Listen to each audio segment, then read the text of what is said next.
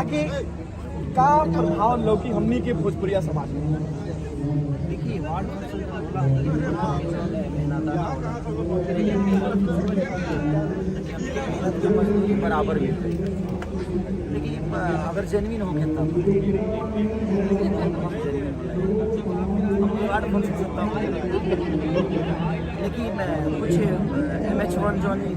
MH1 से हमारे काफ़ी रिलेशन बा अभी फॉरवर्ड है मैंने जिसकी हमारे इससे जुड़ल सबके दिल से धन्यवाद बाकी कम से कम ये लोग अपने माध्यम से सब कलाकारों को एक साथ लोगों को दिखाते हैं, ये खुशी है हमारे लिए क्योंकि हम बहुत कम ऐसे एक दूसरे से मिल पाते हैं।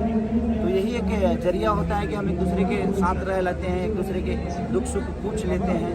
नहीं तो यहाँ किसी को टाइम ही नहीं है, किसी के पास सब लोग अपने काम में व्यस्त हैं। रानी जी का अपना काम है, मेरा अपना काम है, सबका अपना काम है, सब लोग अपने काम में व्यस्त रहते हैं। तो हमें मिलने का एक ही जरिया होता है वार्ड फंक्शन। तो लेकिन मैं चाहता हूँ कि मैं भोजपुरी से एक अपील करना चाहता हूँ कि जेन्युइन वार्ड हो और सबके लिए हो और जो हकदार हो उसी को मिले। ये नहीं कि हाँ वहाँ पे भाई ये मेरे हैं तो इनको दे दिया जाए, ये मेरे हैं तो इनको दे दिया जाए। आप पब्लिक वोटिंग करा लीजिए, हाँ उसमें जिसका वोट ज़्यादा मिलता है उसको आप दीजिए, क्योंकि पब्लिक ही जानती है कि हाँ कौन वार्ड जेन्युइन है और कौन सी सिनेमा ज़्यादा देखी गई है और कौन जनता को पसंद है। तो अगर उनसे आप पोलिंग करा कर करेंगे तो शायद मुझे लगता है कि वो ज़्यादा बेस्ट होगा, क्योंकि उसमें किसी का दबाव नहीं होगा कि हाँ ये मेरे हैं तो इनको दे दो, उसको दे दो, इनको दे दो।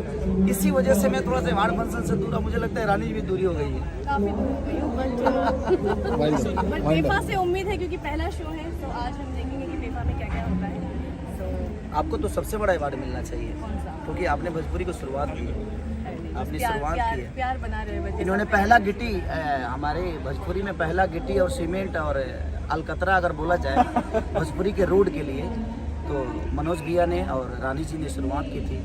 और आज जो भी हीरोइनें हैं रानी जी की चाहे हमारे लिए आदर्श हैं ये और हमेशा रहेंगे, ऐसा नहीं है।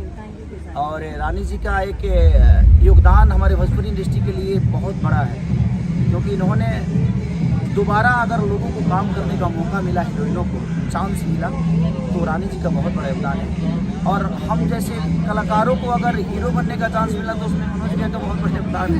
नहीं, आप सब टैलेंटेड हैं, जितने भी हमारे इंडस्ट्री के स्टार हैं उनमें टैलेंट था इसलिए वो आगे हैं और आप बहुत ही टैलेंटेड हैं। हमेशा अपनी टैलेंट की कदर करते हैं। मेरे हमेशा से आप मोस्ट फेवरेट डांसर हैं एज ए को एक्टर। Thank you. भैया रंगवा दिक्कत है।